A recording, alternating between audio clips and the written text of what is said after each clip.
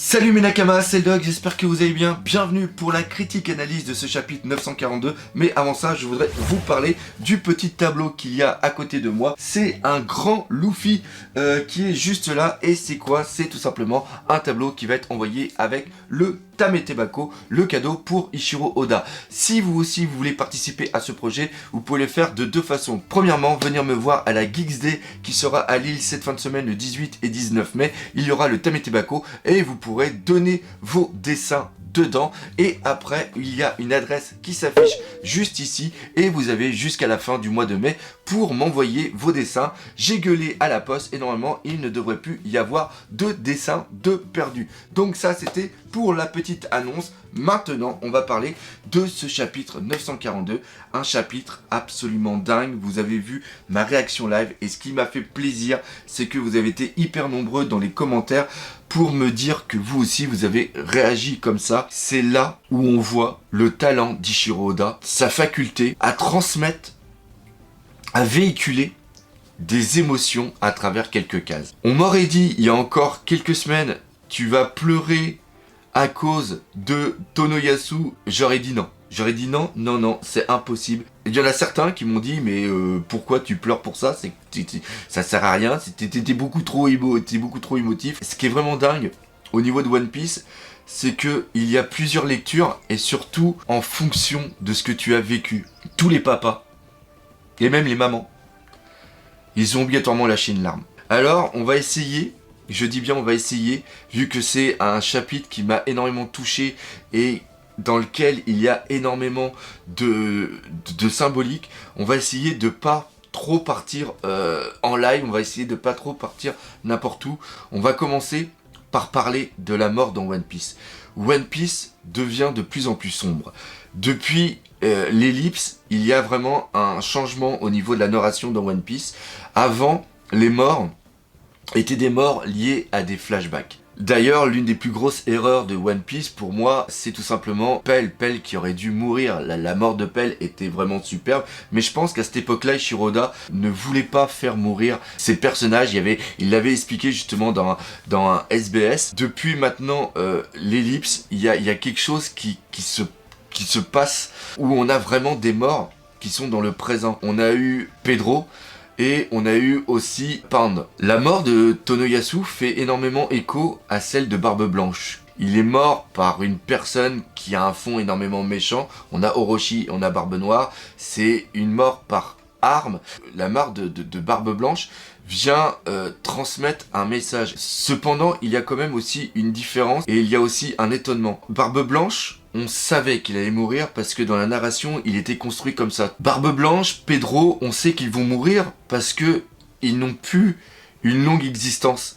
Barbe Blanche est malade, Pedro avait perdu l'espérance de vie et il sait qu'il va mourir et il sait que sa mort est nécessaire pour la mise en place de la nouvelle aube. Yasuie ne doit pas mourir. Yasuie est encore un papa. Yasuie a encore une enfant qui n'est pas adulte. Le père de Rebecca, Kyros, était mort, ça aurait fait de la peine. Mais Rebecca avait encore des membres de sa famille, pouvaient encore vivre sans que la mort soit énormément tragique. Là, ce qui nous touche en tant que père, c'est le fait que on a une petite Toko qui va se retrouver seule et surtout qui voit son père mourir devant ses yeux. Elle ne puisse pas pleurer et qu'elle ait toujours ce sourire en disant papa. C'est ça qui nous touche. Parce que quand tu veux faire le deuil, t'as la tristesse et les larmes permet de véhiculer des émotions et permet d'extérioriser la tristesse que tu as au fond de toi. Le fait que les gens soient avec un sourire, ça vient, franchement, ça me touche encore à en parler, j'en ai la chair de poule. Et c'est là où Ichiro Oda, il est vraiment fort. Il vient t'amplifier une tristesse. Ça m'a vraiment touché. C'est en ça que je suis heureux de lire One Piece. Maintenant, on va prendre un petit peu la symbolique et savoir à quoi a servi et pourquoi il a décidé de se sacrifier. Premièrement, il vient transformer une vérité en un mensonge. La carte avec le symbole qui permet de donner la date, le rendez-vous pour la rébellion, est une chose que Orochi était au courant. Par qui? Est-ce que c'est Kiyoshiro qui l'a vraiment donné? Moi personnellement, je suis toujours partisan du fait que Kiyoshiro c'est l'un des antagonistes principaux de cet arc. Et le fait qu'il y ait aussi le croissant de lune qui est ce lien de ralliement au clan Oden était une vérité. Et là, Tonoyasu, oui, Yasuhide, vient dire à tout le monde que Orochi s'est planté et que Orochi est à moins que rien. Même les gardes se disent pourquoi on les a donc enfermés? On a fait une erreur. Il y a un retournement qui se fait en quelques cases au niveau de la population. Deuxièmement, il montre que Wano Kuni n'est pas l'œuvre de Orochi et au-delà de ça, que Orochi est en train de détruire l'œuvre du clan Kuzuki. Ce qu'il faut bien savoir, et là c'est vraiment important, c'est que le personnage de Oden est créé par rapport à un personnage qui a réellement existé, c'est Oda Nobunaga. Oda Nobunaga est l'un des premiers unificateurs du Japon et ça s'est déroulé durant l'ère Sengoku. Il y a eu énormément de faits historiques qui sont liés à lui, mais au-delà de ça, il a permis de moderniser le Japon.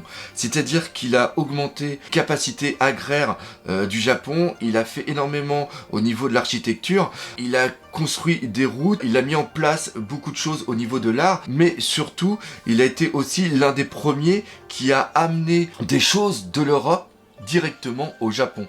Et c'est là justement qu'on peut aussi retrouver un écho à Oden. Il faut savoir que Oda Nobunaga a été l'un des premiers japonais à porter des vêtements européens et il a été aussi le patron des jésuites. L'amélioration qu'il y a eu au niveau du Japon sous le règne de Oda Nobunaga, c'est exactement la même chose qu'on a sous le règne du clan Kuzuki et aussi l'évolution de la province de Kuri qui est devenue après quelque chose de magnifique parce que rappelez-vous quand ils disent que toutes les plantes, toute la nourriture ça a été donné grâce aux travaux de Oden.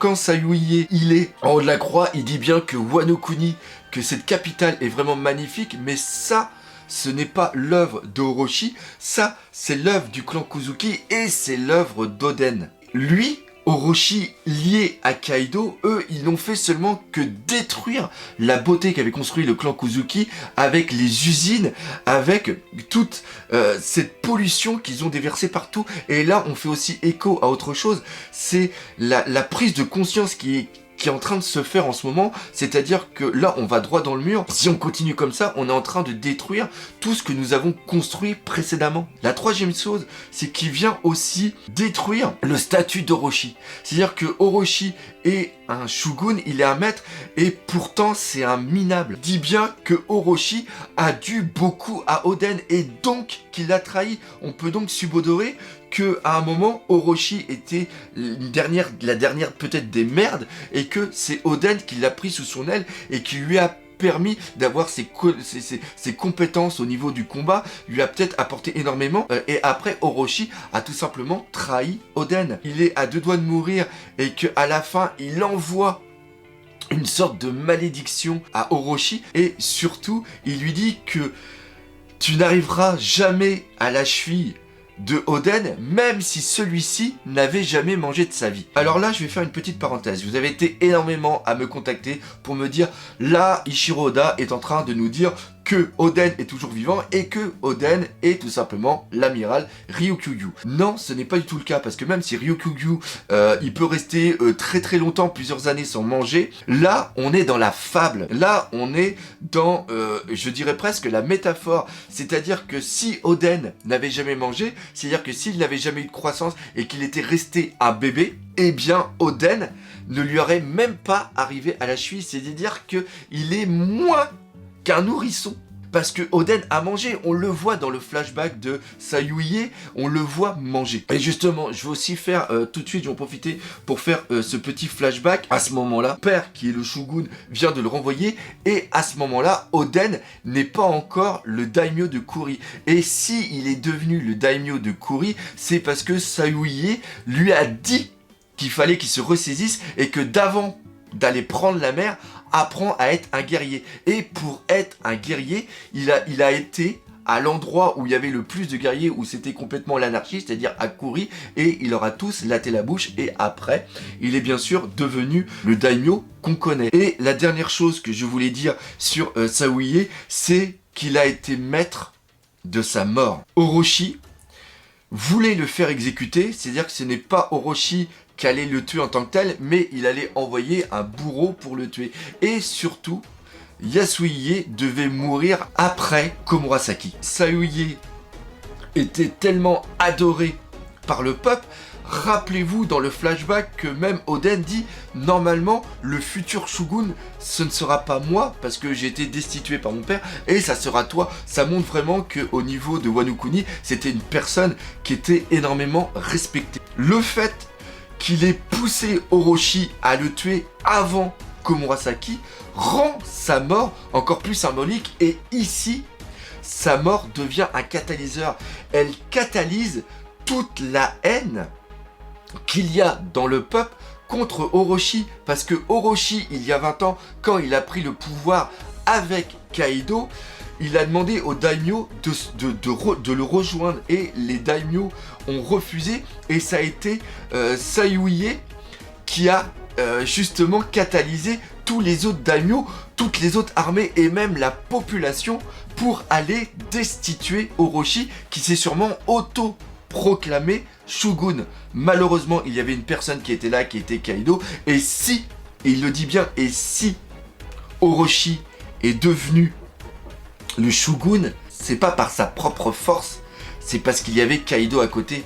À travers sa mort, il vient être ce point de bascule où la rébellion maintenant va se mettre en place et on arrive sur la fin du deuxième acte, justement, je l'avais dit la semaine dernière, le deuxième acte se termine toujours par un gros moment d'émotion. Comme je l'ai dit lors de la précédente critique analyse, je pensais pas être aussi proche de la vérité.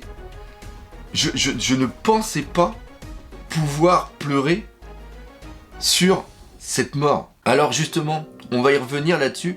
J'ai commencé à en parler, donc moi je ne devais pas en parler avant. C'est tout simplement le fait que le peuple d'Ibisu a cette malédiction de ne pouvoir justement que rire. Alors au début j'ai cru que c'est parce qu'ils étaient malheureux et que c'était une philosophie de vie, prendre le minimum et pouvoir s'en contenter. Non, cette chose est liée justement au smile. Là, encore une fois, il y a un talent fou d'Ichiroda, c'est-à-dire que les smiles, au début, on pensait que c'était créé vraiment par Doflamingo, avec César bien sûr, et que ça s'appelait le smile. Pourquoi? Parce que Doflamingo avait ce sourire, et que c'était lié justement à ça. Mais non, les racines de ce mot sont beaucoup plus profondes et sont beaucoup plus symboliques. Le fait aussi qu'on ait le liquide qui est créé sur Punk Hazard, qui est le SAD, on a le sad, tristesse d'un côté et le smile et on sait que la différence entre la tristesse et la joie, le basculement entre les deux, même souvent quand quelqu'un rigole, des fois il va rigoler d'une certaine manière que si tu le regardes pas, tu as l'impression qu'il pleure. Il y a une poésie dedans que Ichiroda arrive à mettre en place, putain mais franchement il me... Là, encore une fois je vais tergiverser sur Oda, mais on a toujours... Nous qui sommes fans, on a toujours tendance à trop l'idolâtrer, à trop amplifier ce qu'il fait. Mais tu peux pas nier que c'est beau. Moi, ça me touche. C'est pas pour ça que je lis un manga à la base. À la base, c'est qu'un putain de shonen. Simple. Et en plus, tu vois que c'est un truc qui est calculé depuis tellement longtemps. Bref, c'est magnifique, c'est magnifique. Et on va essayer de réfléchir. Pourquoi je vais vous le dire pourquoi. Pourquoi ce peuple est comme ça? Doflamingo a pris Dressrosa il y a 10 ans. Et la chose qu'il a fait à Dressrosa, c'est qu'il a pris 500 tontatas pour les mettre dans l'usine de Smile, pour faire les smiles. C'est-à-dire que s'il est revenu à Dressrosa, c'est parce qu'il avait comme plan, outre que reprendre le trône où il y a plus de 800 ans sa famille dominait avant de devenir des dragons célestes, il était là parce qu'il voulait mettre en place le commerce des smiles. Il y avait dû avoir des essais avec César grâce au SAD. Faut bien se rappeler de comment ça fonctionne. Le SAD est un liquide qui est créé qui, en contact d'un fruit, permet de transformer le fruit et permet que celui-ci devienne un smile. Il y a plus de 10 ans, César essayait, mais il n'y arrivait pas. Doflamingo, il y a plus de 10 ans, était en contact avec Kaido et que Kaido avait ce rêve d'avoir cette armée de créatures. Que César, avec Doflamingo, ont essayé de créer ces fruits. Parce que Vegapunk avait déjà réussi il y a plusieurs années. Hein, voilà, je vous dis plusieurs années, c'est par là-bas. Les premiers smiles qui ont été créés étaient des erreurs. Le peuple d'Ibizu qui a servi de cobaye. C'est eux qui ont mangé le smile, enfin ils ont mangé le fruit, qui s'appelait peut-être pas encore smile, et ils ont été pétrifiés avec ce sourire qu'on pourrait presque amener au sourire de démon. Quand ils ont mangé le fruit, eh bien, ils ont eu ce rictus qui s'est créé, et à partir de là, Doflamingo et aussi les autres, ont donné ce nom au smile, et c'est devenu un petit peu leur malédiction. César a dû comprendre qu'il y avait un problème quelque part, le problème était justement la transmission du SAD dans le fruit, et c'est là où peut-être que Doflamingo a percuté qu'il y avait des créatures qui arrivaient à avoir un petit peu cette symbiose avec les fruits qui permettait de cultiver parfaitement les fruits, et ça c'était les Tontatas. Doflamingo a décidé de reprendre Dressrosa pour créer cette usine et pour avoir ces Tontatas qui vont être l'élément important qui va permettre au SAD, une fois qu'il sera imprégné à un fruit, de devenir le véritable smile qui permet de devenir ce véritable fruit artificiel qu'avait besoin Kaido pour atteindre son rêve. Et c'est là où tout se rejoint. Tout ce qu'on a vu au niveau de Dressrosa et même de Punk Hazard a servi de base pour créer cette tragédie au niveau de Wano Kuni et cette révolte au niveau du peuple de Wano Kuni. Et il y en a un qui a été énormément touché, c'est Zoro. Il y a un lien entre Zoro et Iori. Comme je le dis, et ça reprend la théorie que je vous ai faite par rapport à la légende de Susanoo, il ne deviendra pas le mari parce qu'il est obligé. Il y a quelque chose qui est en train de se créer entre eux. Il y a un lien, il y a un coup de foudre quand tu aimes quelqu'un, ça ne s'explique pas. C'est quelque chose que tu ressens. Le fait qu'elle vienne pleurer dans ses bras. Et il y a aussi un lien avec le peuple d'Ibisu. Il y a un lien avec Tonoyasu.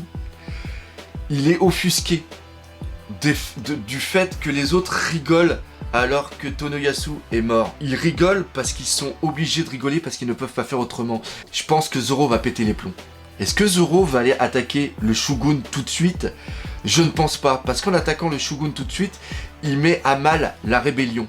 Et il y a une personne qui va venir. Et c'est là où tu vois que cet arc est super bien construit narrativement, c'est tout simplement l'eau. Le fait d'avoir mis Bipou, Orca et Pingui dans la case, et eux aussi sont en lien maintenant, connaissent le nouveau lieu de rendez-vous pour la révolution, c'est pas anodin.